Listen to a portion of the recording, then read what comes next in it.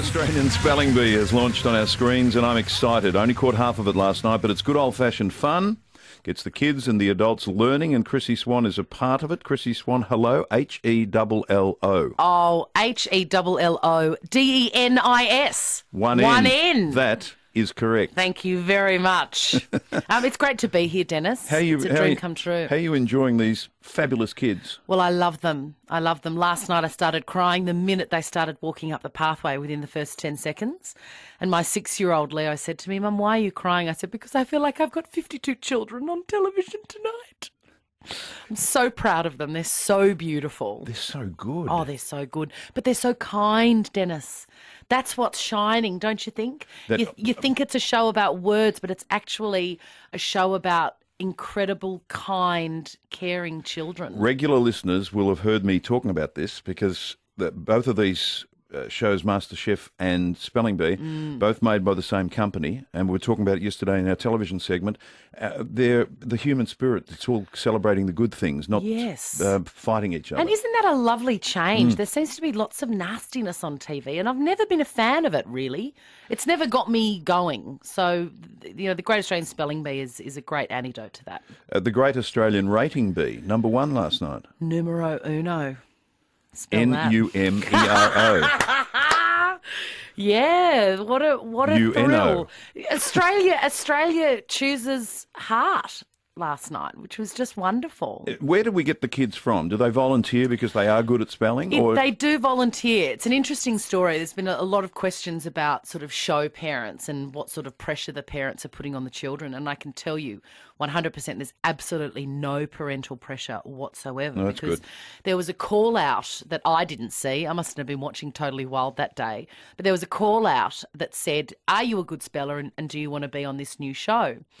And without exception, each of the kids contacted their parents and said, oh, can I have your login? I want to send an email. So they all actually entered themselves, these kids. It's amazing that and you've got to feel so sorry for them when a word comes up, as it did last night on the bit I was watching, a word that clearly the young fella had never heard of before. Yeah.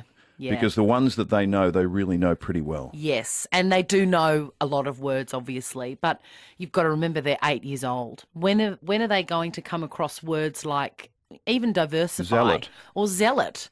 And there was a little bit of drama about that because Blake actually started with a Z. Z, and they're like, oh, he should be disqualified because he said Z, and in Australia we say Z. I know people are crazy, but a lot of these kids have different backgrounds, and some of them do say Z, and some of them have to sort of untrain themselves from American spelling because they've spent time overseas. So they're miracles. It's interesting you talk about the parents because when I was watching it, I was sort of looking and saying, well, maybe this one might be a bit pushy, but that's great if they're not. Absolutely not pushy. I was sort of hoping there would be some pushy parents because I've never seen one in the wild. I've seen them on television. You wanted to be on the television show where there was just one. Yeah, I just wanted to see one. I wanted to prod the bear. I wanted to see what I could get out of them. But honestly, there were absolutely none.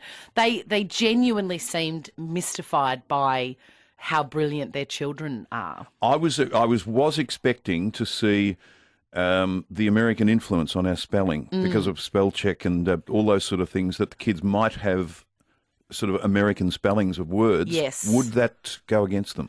Well, we didn't really see too much American spelling, to be honest. There was not many instances. In fact, I don't think there were any where they threw a Z in instead of an S, for example. And the words are provided by Macquarie, which is, of course, the Australian dictionary. I wonder, these kids, how they've mastered all these words that you wouldn't expect them to know. Well, they must be bookworms. They must read. And I think that's the key. Something that I found in common with all of these kids, and I was spending, 40 or 50 hours a week with them. I got to know them very well, and we talked about, my God, absolutely everything. But some of them are reading 5 books at a time. They started to read very early. They read the newspaper lift outs. They read stuff that isn't necessarily age appropriate. So they get exposed to a whole lot of words, and it's almost by osmosis that they learn them, they sink in. And I think there's also an element of like a photographic memory. So they'll see a word that they may not even understand what it is, or it wouldn't appear in a Roald Dahl book, for example, but they'll see it once and they'll commit it to memory, and they don't know why, but they know how to spell it. Everyone talks about people not being able to spell these days in particular generations. I wondered whether, because when I was going to school, we always did spelling as the first thing in primary school every day, and some of the bigger words I reckon I knew by the time I was 8. I'm not so sure I learnt that many when I went to high school. No. So you probably do know a fair bit by then, if you're going to know them. Dennis, you would have been girl crazy by high school. You wouldn't have been worried about words, would you? Well, your focus shifted. Chrissy Amphlett was in same school, same grade, same year. You're only human. Yeah. Same year as Chrissy Amphlett. Yeah, all the way through. What was she like? Great. She good at spelling? Very pretty. She was very beautiful. Did she have that fabulous teeth-mouth arrangement in high school? She had that teeth-mouth arrangement, yes. She's magnificent. An icon, like your good self, No, not Dennis like me at all. Yes. How well could you spell at 8?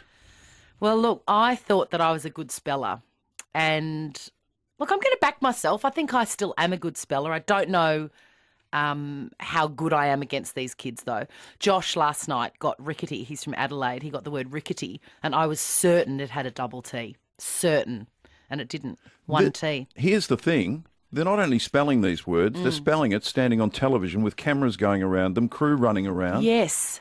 Thank you for noticing, because it's one thing to have a pen and paper in your desk or on your desk or whatever. Sure, anyone can spell then. But take everything away, be in front of a camera. Grant Denyer is as distracting as you like, and then still get it right. I mean, they're incredible. They're amazing.